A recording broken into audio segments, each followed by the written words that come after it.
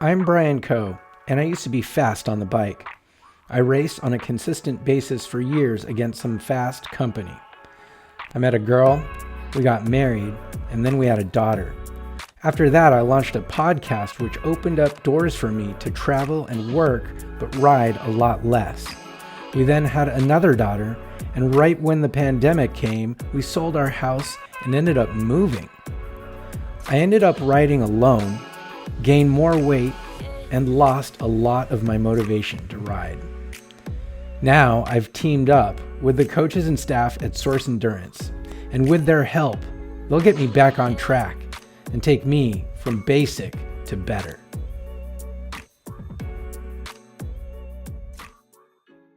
Welcome to episode 2, where I began the training block going to Kansas for covering the Unbound Gravel event, but it was also a forced rest week for me since I wasn't riding at all.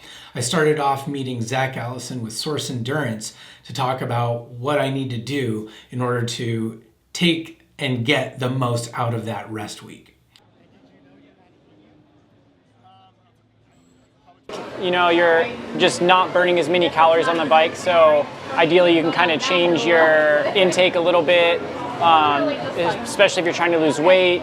We can kind of look for a caloric deficit in a rest week, and you're not going to fail a workout because you don't have really hard workouts to fail.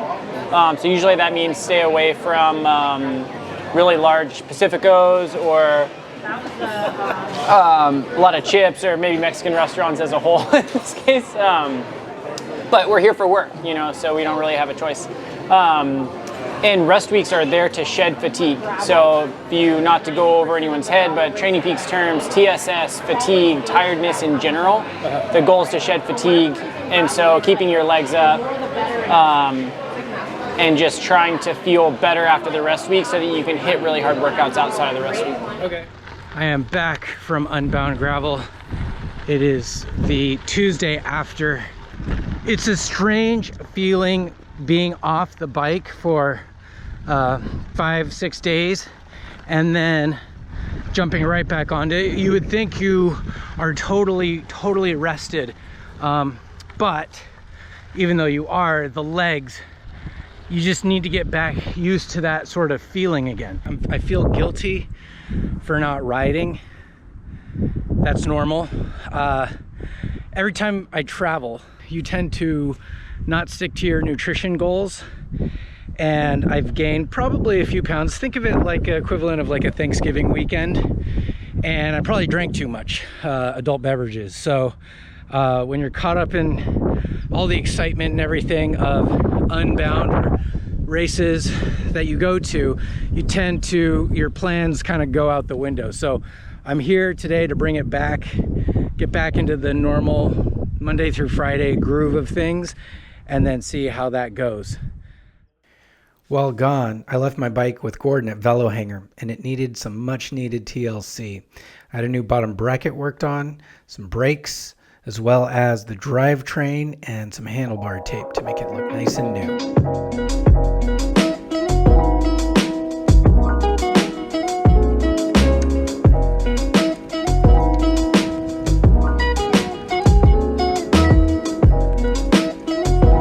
Got an Impossible Burger, lettuce wrap, and a salad, and some pretzels, and those look super duper tempting, but I'm gonna abstain. Hey everybody, I think this is week 5.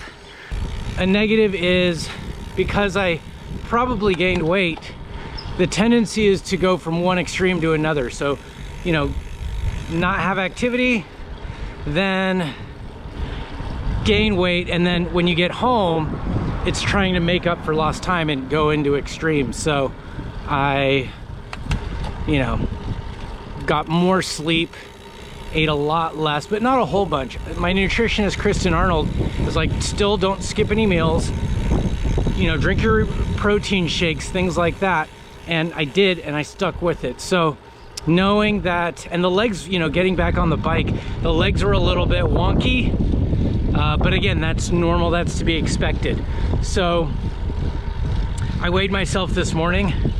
I'm at 170.4. So I didn't get a chance to weigh myself in Kansas because I didn't have a scale at the house, but I lost another 1.4, 1.5 pounds, something like that, which was a total shocker to me.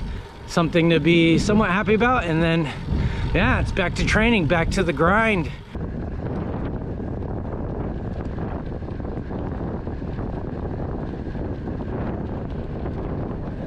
Gonna help right now. Yeah. He's back at it. It's tough as nails. It's good. All right, Adam, what are some super quick group riding tips since I haven't done a group ride in like 2 years? Keep your head up. Oh yeah, head up, done. Always look forward. Always look forward. Look through the rider, so to speak. Right. Okay, that'll do. And stay attentive. Okay, so attentive, head up, look straight. Which are all variations of the same thing. But oh, that was hard. Just got dropped after Las Pulgas. Have not done a group ride in so long. I'm gonna turn around and they'll catch me on the way back, but man, I am just not used to those high intensity efforts yet. And you know, it's a strong group, the strong group. Robin Carpenter, Phil Tinsman, Thurlow, all the big guns are out today, so it's good to see where I stack up with them, because I definitely have my work cut out for me, that's for sure. While feeling a little demoralized from doing my first group ride and getting dropped pretty quickly, my brother from Northern California and his family came down to visit. While down, we decided to do some gravel riding, and he wanted to go on parts of the BWR course.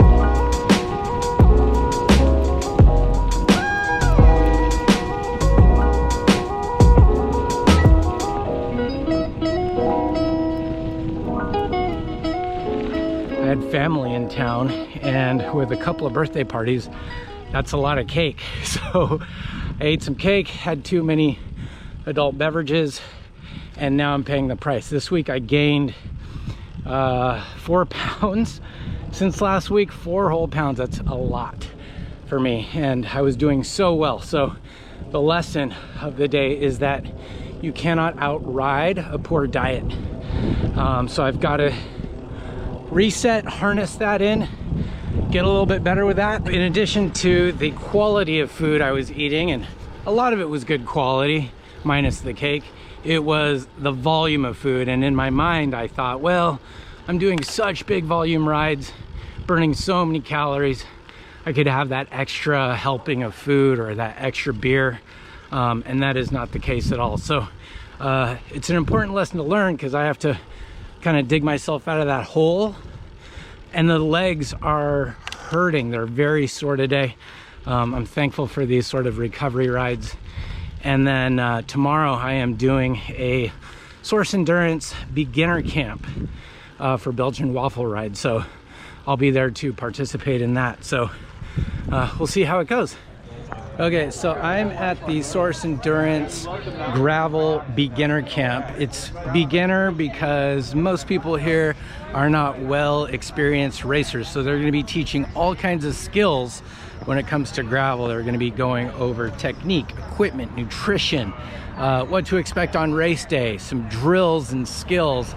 It's a lot of good stuff. I could use it. I've only done a couple gravel races in my life, so I will definitely take what I've learned here and use it for future reference. All of this is in preparation for the Belgian Waffle Ride, which is happening. It's SoCal's biggest event.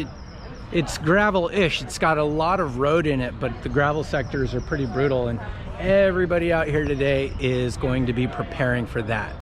Welcome to the Beginners Clinic. This all came to be when Phil Tinsman, one of the principals of Belgian Waffle Ride, and I were having a talk and discussing about how many beginners were doing the event this year. 839. Those are 38 mils, right? These are 42. Those are the 42s? Yeah. What would you run on 38s? So we have little cornering drills. It's, you know, you're going to experience all kinds of things during BWR, everything from, you know, asphalt to sand, you know, to, you know, slippery rock and off camber sections like in Hodges, you know, sand like Black Canyon. So, you know, it's like really getting down to the basics of, you know, weight transfer, where to put your feet, you know, during corners, inside foot, outside foot, where the weight is on your bars. And really just making it second nature. So this is the new IRC Serac. It's in a 30 and it's the official tire of the Belgian Waffle Ride. Look at that tread on that. It's not super knobby because we've got a ton of road, and also the dirt sections aren't super technical. They're very fast, so this is perfect for that. Seat the bead, you let the air out, put in your sealant with the injector so that you're not making a mess, then put the core back in, then inflate the tire. And this inside pedal is up, I'm so far away from the ground. If it's down, I can clip my pedal pretty easily.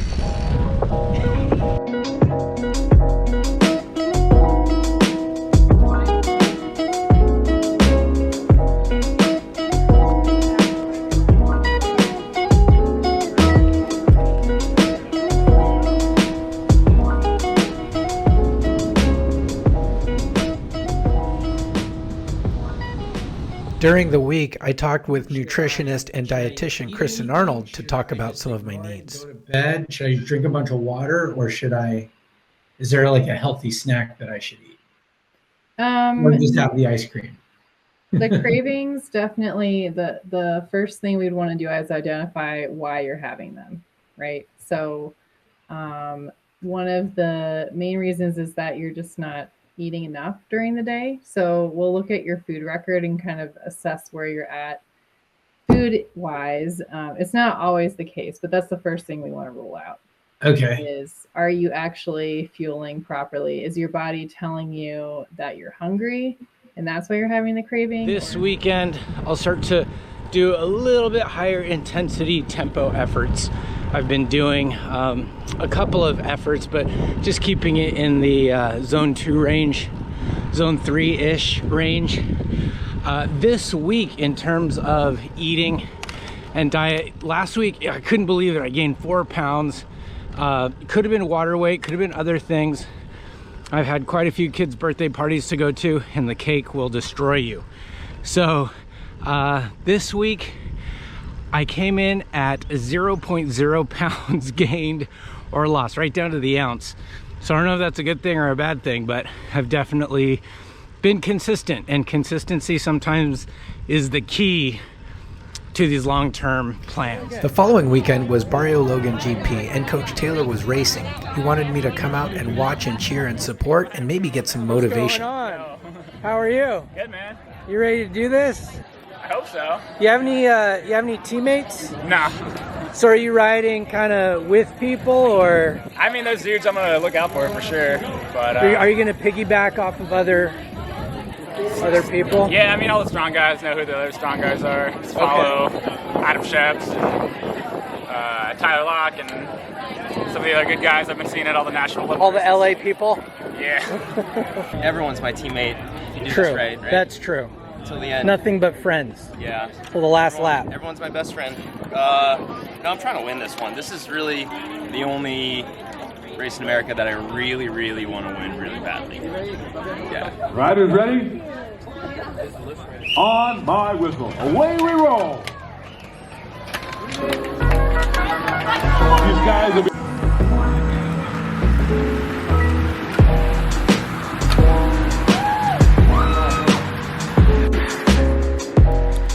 Taylor.